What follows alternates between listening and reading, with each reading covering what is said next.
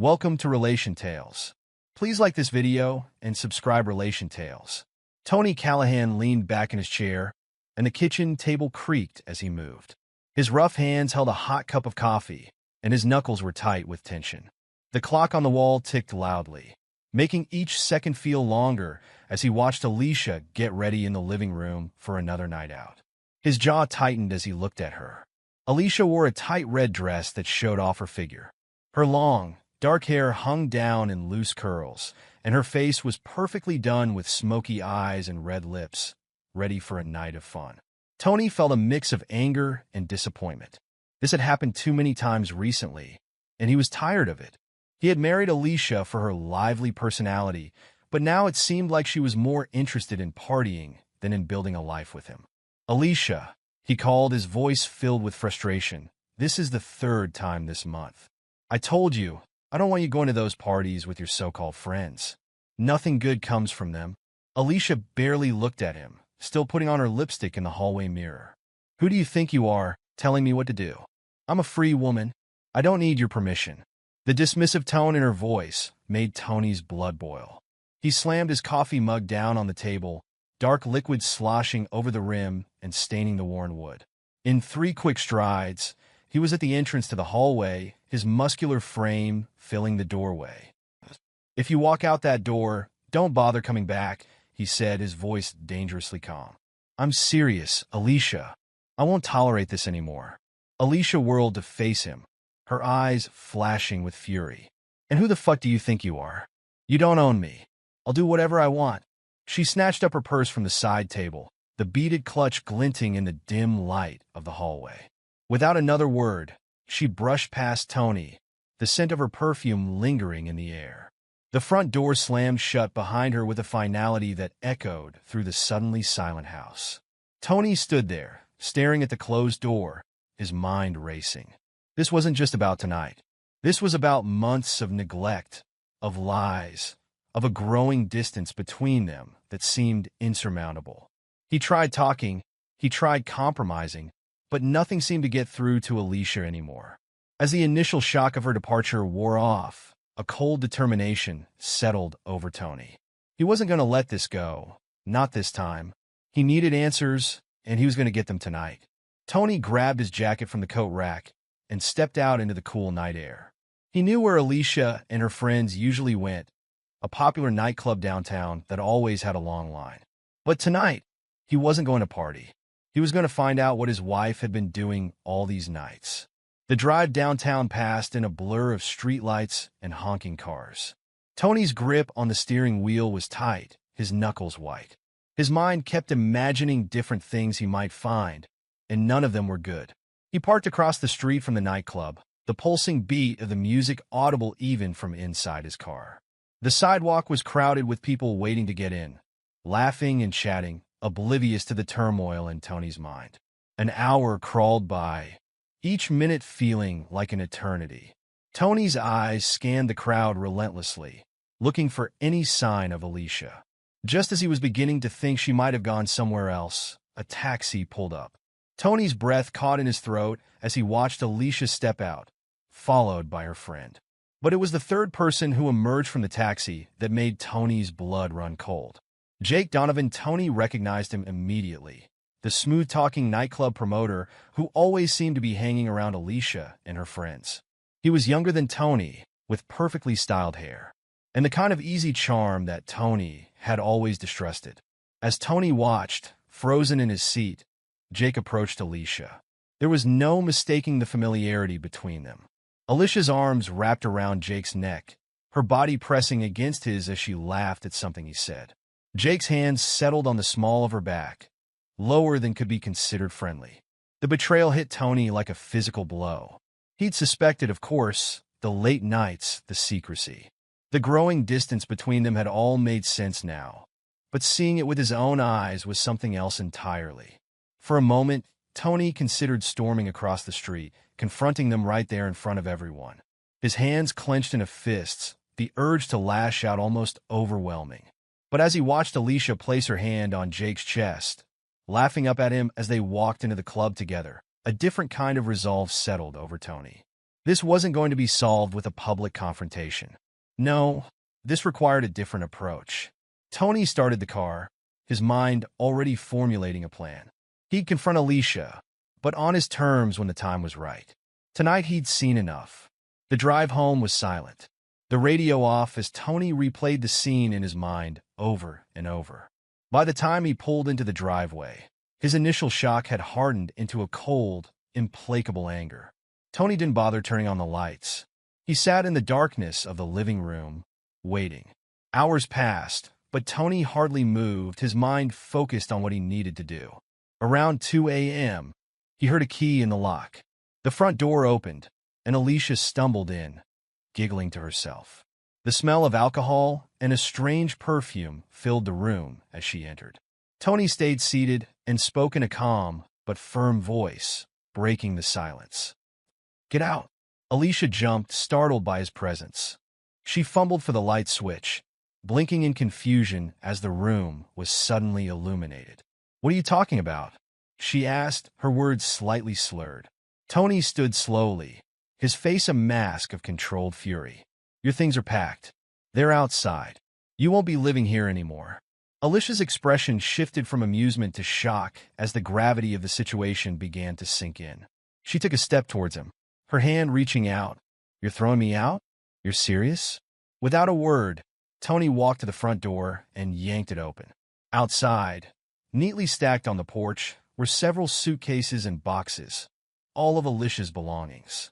"Go be with Jake," Tony said, his voice devoid of emotion. "You two deserve each other, and don't come back." The color drained from Alicia's face as she realized Tony knew about Jake. "Wait, Tony," she started, panic creeping into her voice. But Tony was done listening. He took hold of her arm, his grip strong but not hurting her, and led her toward the door. Alicia stumbled onto the porch, her high heels catching on the welcome mat.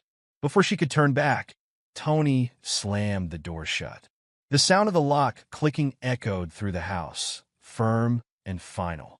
On the other side of the door, Alicia started pounding her fists against it. "We need to talk about this," she cried. But Tony didn't answer. He stood there, listening to her pleas and feeling nothing. The woman he once loved and the life they had shared now felt like a distant memory. As Alicia's cries grew more desperate, Tony turned and walked away from the door. He had decisions to make, a life to rebuild. And for the first time in their marriage, he was putting himself first. In the quiet of the house, Tony pulled out his phone and dialed a number. "It's Tony. I need your help. I want to file for divorce." Tony sat in the sleek office of Samantha Keller, his newly hired divorce attorney. The room was all clean lines and modern furniture, a stark contrast to the turmoil in Tony's life. Samantha, a sharp-eyed woman in her late 40s, studied the file before her with laser focus. "So, Tony," Samantha began, looking up from the papers, "you want to file for divorce immediately. No separation period. No attempts at reconciliation. Are you absolutely certain about this?" Tony nodded, his jaw set. "I've never been more certain of anything in my life." Samantha leaned back in her chair, assessing him. "All right, but you should know divorces can get ugly fast, especially when there's infidelity involved. Are you ready for what's coming?" Samantha asked. Tony's eyes grew serious. "I'm not backing down, if that's what you're asking. Alicia made her choice, and now she has to deal with the consequences." "Fair enough," Samantha replied with a hint of approval. "Let's get started then. I'll file the paperwork today. In the meantime, I need you to gather all the evidence you have of Alicia's cheating and reckless spending. Text messages, photos, bank statements, anything you've got." Tony nodded, already mentally cataloging the damning evidence he collected over the past months. "I'll have it all to you by tomorrow." As Tony left Samantha's office, his phone buzzed. Alicia's name flashed on the screen. He declined the call without hesitation. The next few weeks were a whirlwind of legal proceedings and tense encounters. Tony threw himself into his work, taking on extra projects to keep his mind occupied. But the real battle was just beginning. One crisp morning, Tony found himself face to face with Alicia and her attorney, Richard Langston, in the first mediation session. The conference room felt claustrophobic, charged with unspoken tension. Richard, a silver-haired man with a predatory smile, spoke first. Mr. Callahan, my client is willing to be reasonable in her demands. Perhaps we can come to an amicable agreement without dragging this out? Tony's eyes flicked to Alicia, who sat with false composure, her hands clasped tightly on the table. He turned back to Richard, his voice cold. There's nothing to discuss.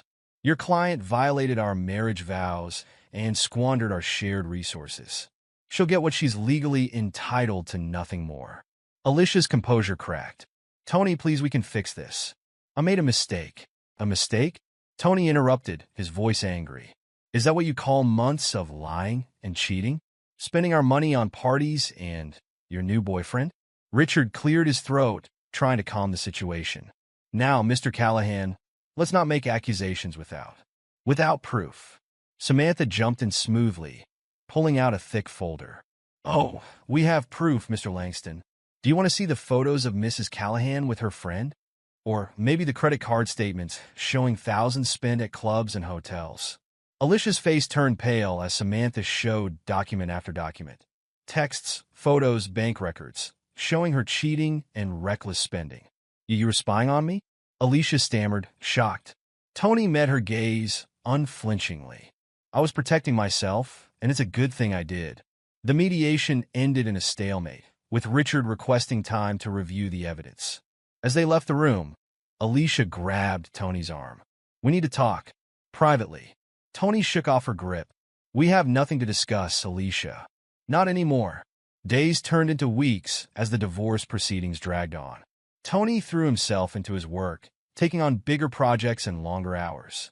The construction site became his refuge, the physical labor a welcome distraction from the legal battles.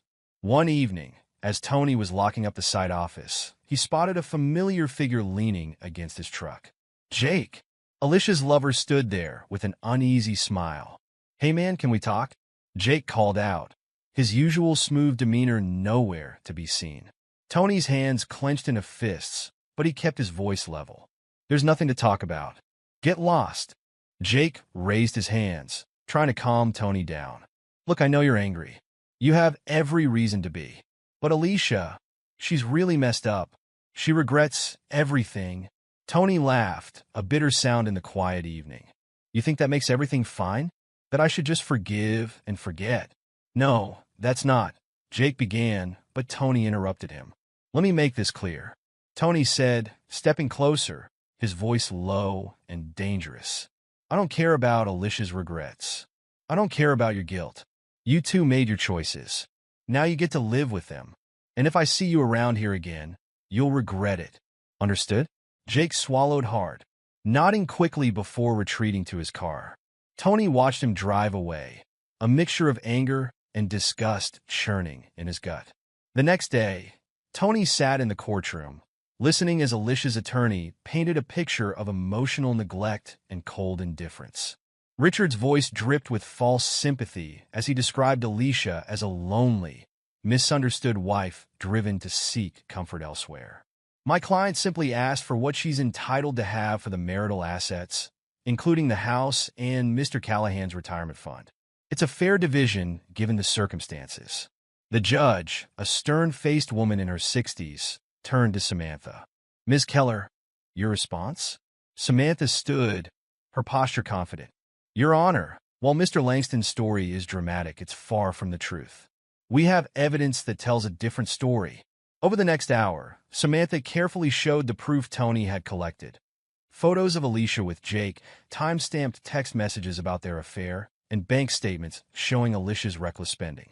As you can see, Your Honor, Samantha finished, Mrs. Callahan's cheating and careless spending are well documented. She broke both her marriage vows and her financial duties.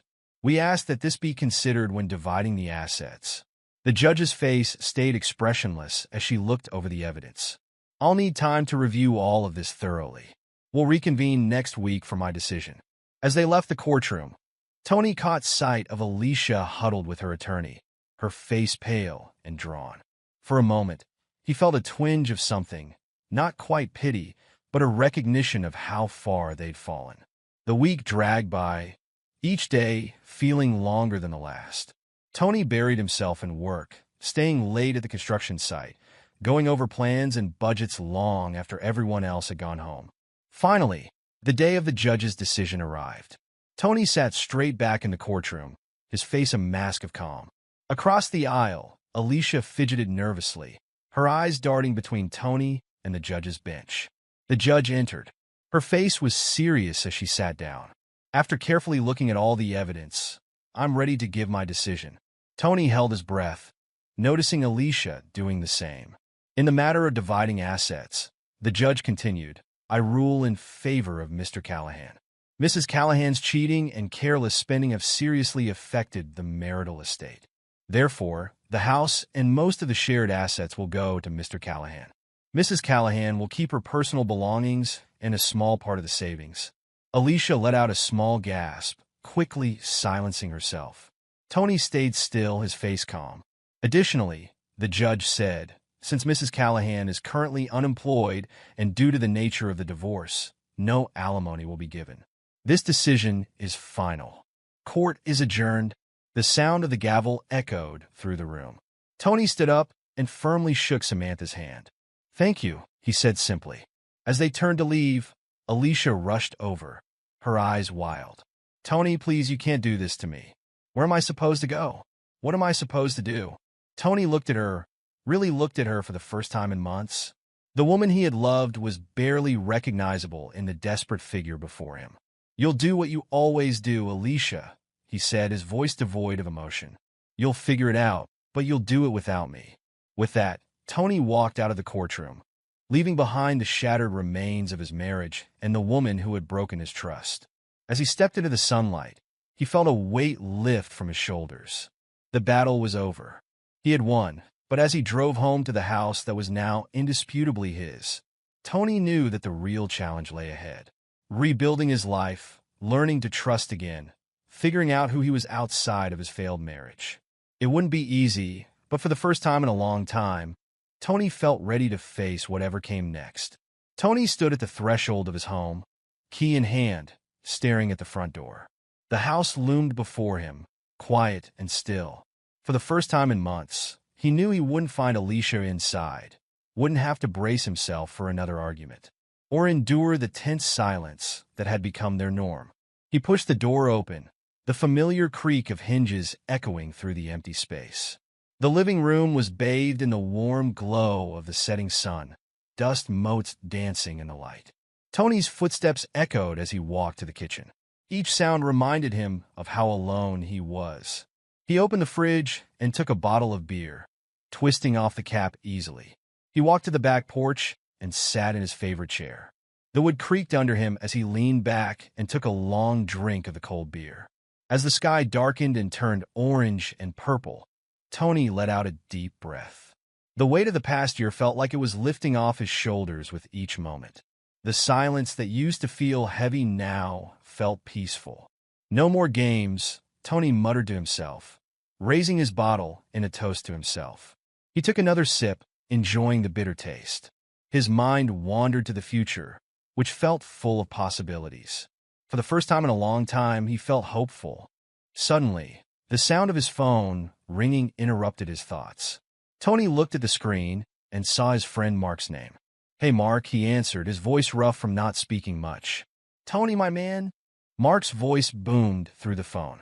"I heard the news." "The divorce is final, huh?" Tony grunted in affirmation. "Yeah, it's done." "Listen," Mark continued, his tone softening slightly. "A bunch of us are heading out for drinks. Why don't you join us? Celebrate your freedom, you know?" Tony hesitated, the invitation stirring a mix of emotions. Part of him wanted to stay in his solitude to process everything that had happened. But another part, a part he hadn't listened to in a long time, urged him to accept. "You know what?" Tony said, surprising himself. "I think I will text me the address." An hour later, Tony found himself in a dimly lit bar, surrounded by the hum of conversation and the clinking of glasses. Mark clapped him on the back as he approached the table where his friends were gathered there.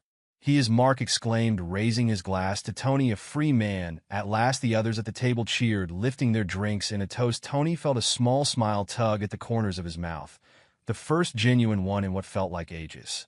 As the night wore on, Tony found himself relaxing, the tension of the past months slowly ebbing away. His friends, sensing his mood, kept the conversation light, sharing jokes and stories that had nothing to do with failed marriages or bitter divorces. It was nearing midnight when Sarah, one of his coworkers, leaned in close to be heard over the noise of the bar. "So, Tony," she said, her eyes curious but kind, "what's next for you? Any big plans now that you're single?" Tony paused to think about the question. It was something he had been avoiding. But now, with the alcohol warming him and his friends around him, he felt ready to confront it. "You know," he said slowly, "I think I'm going to focus on work for a while. There's that big project coming up for the new community center. I've been thinking of some ideas to make it really special." Sarah's eyes brightened. "Oh yeah? Like what?" As Tony started to share his ideas, he felt a spark of excitement growing inside him. The more he talked, the more enthusiastic he became, his hands gesturing animatedly as he described his vision. Mark, overhearing the conversation, chimed in. "Sounds like you've got it all figured out, Tony, but don't forget to have some fun too, all right? All work and no play, you know." Tony chuckled, a warm, genuine sound that surprised even him. Yeah, I hear you. Maybe I'll even take that fishing trip we've been talking about for years." The night ended on a high note, with promises to meet up again soon. As Tony climbed into a taxi, he felt lighter than he had in months. The future, which had seemed so bleak just a short time ago, now held promise. The next few weeks flew by in a whirlwind of activity. Tony threw himself into his work with renewed vigor, his ideas for the community center project gaining traction with both his team and the clients. One sunny afternoon, as Tony stood on the construction site, hard hat in place and blueprints in hand, he heard a familiar voice call out to him. "Mr. Callahan, do you have a moment?" Tony turned to see Richard Langston, Alicia's former attorney, approaching. The sight of the man sent a jolt of tension through Tony's body, memories of the bitter court battles flooding back. "Mr. Langston," Tony acknowledged, his voice cool. "What can I do for you?" Richard shifted uncomfortably, clearly ill at ease in the dusty construction site. "I wanted to apologize, Mr. Callahan, for everything that happened during the divorce. It was unprofessional of me to push things as far as I did." Tony looked at the man and noticed the signs of stress on his face. "That's what you were paid to do, right? Push things as far as you could?" Richard nodded, looking regretful. "Yes, but let's just say I've had some time to think about my methods. Your ex-wife, she wasn't completely honest with me about your marriage." Tony's jaw tightened at the mention of Alicia. "Is that so?" "Yes," Richard continued, his voice low. "She's been struggling since the divorce. Tried to file a complaint against me with the Bar Association, claiming I mishandled her case.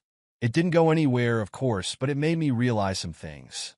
Tony remained silent, waiting for Richard to get to the point. "Anyway," Richard said, clearing his throat, "I just wanted to say I'm sorry and, well, I admire how you handled yourself throughout the whole ordeal. It couldn't have been easy." Tony considered the man's words, feeling the last vestiges of anger towards him fade away. "Thank you, Mr. Langston. I appreciate you saying that."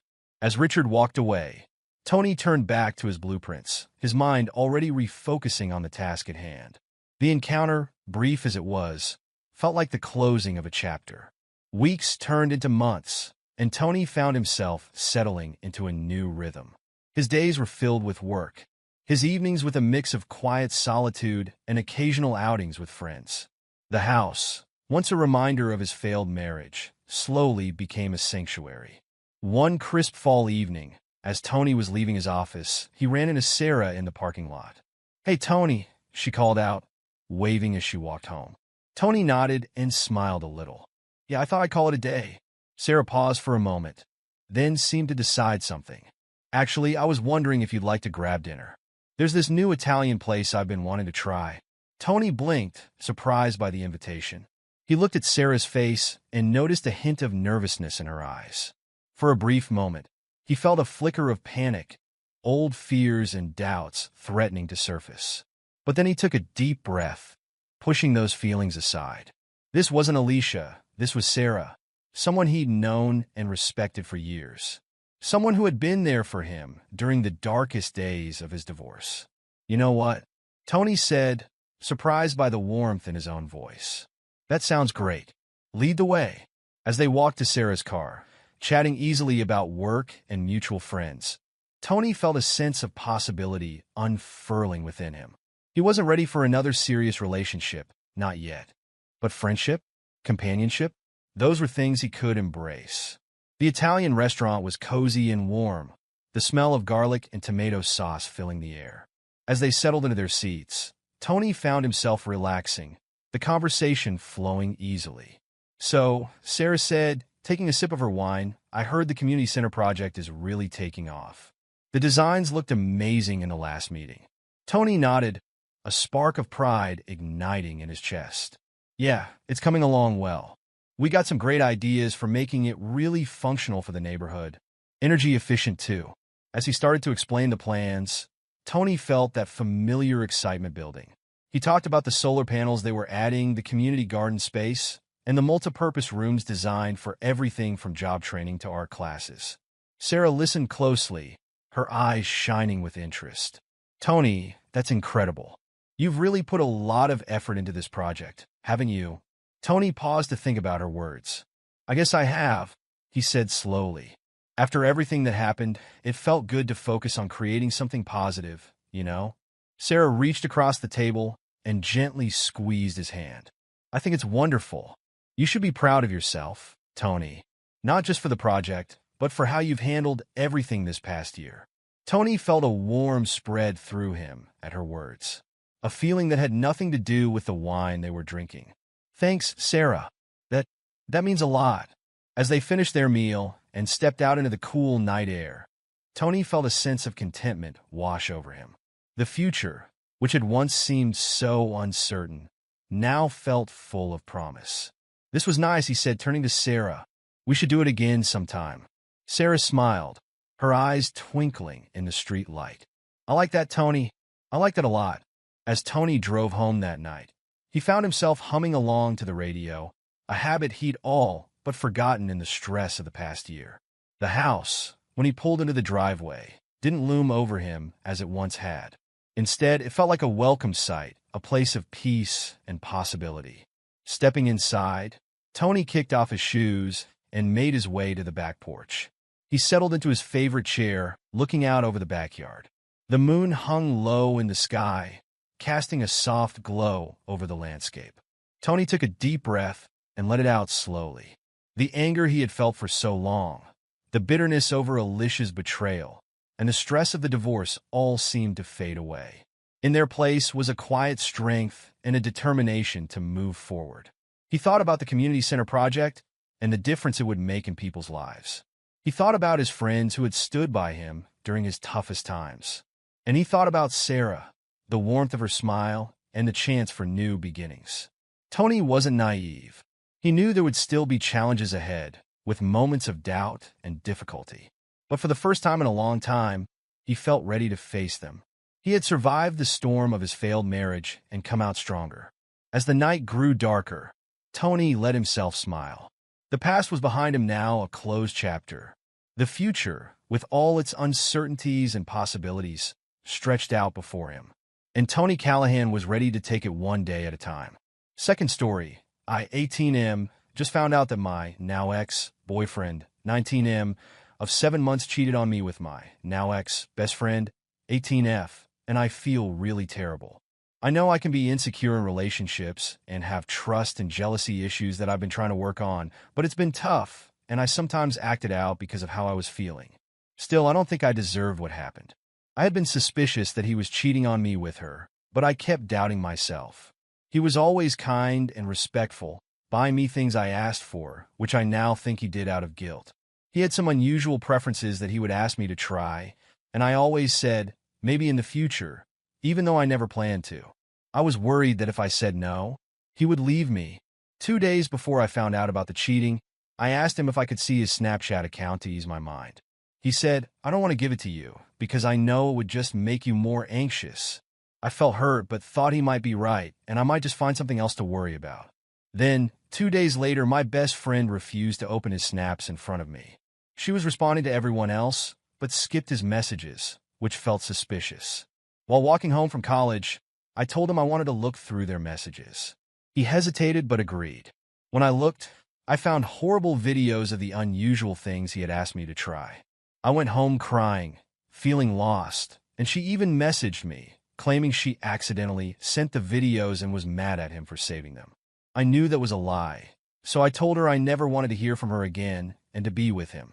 For almost 2 weeks, no one believed me or asked for my side of the story, which made me feel crazy, so I quit college. Eventually, people started asking questions and realized how dishonest they both were and finally supported me, but the damage was already done. Now, I feel alone, sad, and anxious, and I don't know what to do with myself. Thanks for reading this. I just needed to get it off my chest.